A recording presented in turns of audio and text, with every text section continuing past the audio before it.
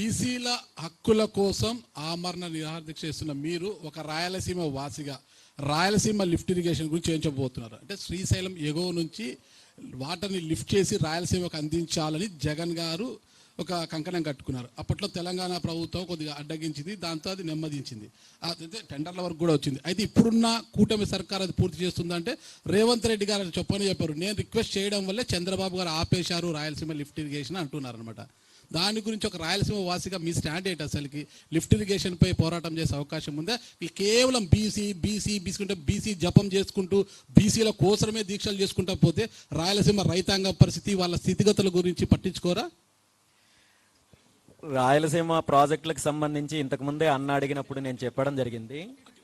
దానికి సమాధానం చెప్తాను. బీసీల గురించి మీరు కొంచెము వెటకారంగా మాట్లాడడము బాగాలేదన్నా.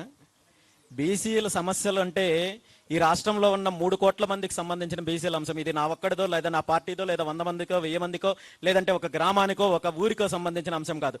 అది మీకు అంత చిన్న చూపు ఎందుకు అనిపిస్తుంది? బీసీలు అంటే చిన్న చూపు కాదు. రాష్ట్రంలో 3 కోట్ల మంది జనాభా ఉన్న సమస్య, 3 కోట్ల మంది జనాభాకు సంబంధించిన సమస్య.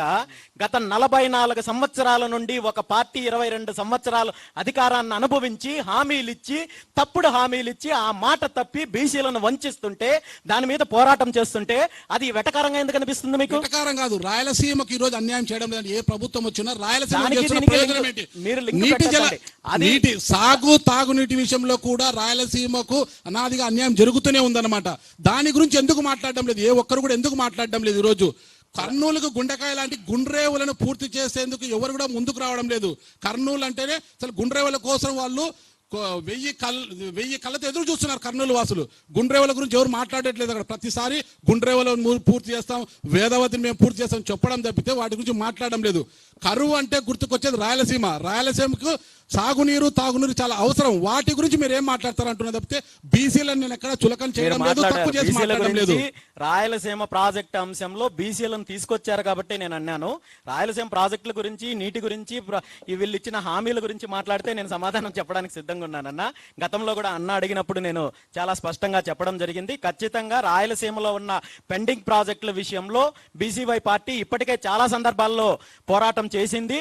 మీకు కూడా తెలుసు, ఇదే రాయలసీమ ప్రాంతంలో ప్రాజెక్టుల నిర్మాణాలు చేపట్టి 2150 కోట్లు ప్రజాధనాన్ని అక్రమంగా దోచుకోవడానికి ప్రయత్నం చేస్తే అక్కడ నేను ఏ విధంగా పోరాటం చేశానో, ఏ విధంగా కేసులు ఎదుర్కొన్నానో ఆ విషయం కూడా మీకు తెలుసు. మీరు ఆ ప్రాజెక్టుల సందర్శన కూడా మీరు వచ్చారు. అప్పుడు జరిగిన పోరాటం గురించి అంతా తెలుసు. భవిష్యత్తులో కూడా ఖచ్చితంగా రాయలసీమ ప్రాంతానికి సంబంధించిన రైతులకు న్యాయం జరగడానికి పూర్తి స్థాయిలో ఉన్న అవకాశాలన్నింటినీ బీసీవై పార్టీ ఉపయోగించుకుంటుంది.